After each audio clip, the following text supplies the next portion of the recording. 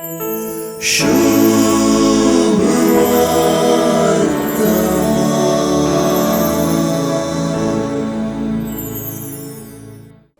पुस्तकाच्या 10व्या अध्यायांत सांगलेल्याप्रमाणे संसाराच्या राष्ट्रांची संख्या 72. जेजून 72 जणांक विंचून मिसावांक धाडच्यांत मिसावाची विस्तारताय कळीत जाता. लुकाच्या 9व्या अध्यायांत ताणे आपल्या 12 जाणां शिसांक मिसावांक धाडले आमी ऐकत आहों आणि 10व्या अध्यायांत 72 जणांक धाडचे वाचूंक मेळटा. आपल्या शिसांनी करूंक जाय तें मिसांव जेजूनच करीचे जाल्लें. हातून कांय बदलावन दिसना. सुवार्ता स्पश्ट करता तशें आपुणूच वचूंक जाय आसलो त्या शहरांक आनी हळ्यांक दोगांक जेजू धाडटा. साक्ष दिवच्या वक्ता सुवार्तेक दोगांची साक्ष भोव महत्वाची जाता.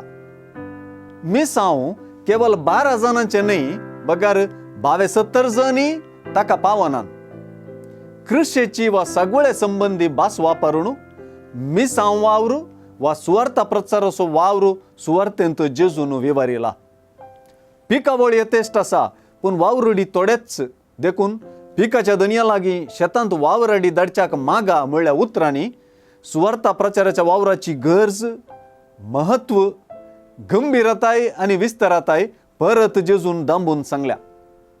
सुण्या वागटामध्ये शेळयांक धाडलेले बरी हांव तुमकां धाडटा म्हळ्यार उतरांनी सुवार्तेक एकसारको धनात्मक वा पॉझिटिव्ह प्रतिक्रिया मेळची ना म्हणलेंय जेजू जाणा. हे दिशेन सुवार्ता प्रचारकाक लाभत जाल्ली निराकारणी जेजून प्रावाद कर्ण म्हणले बरी सांगली.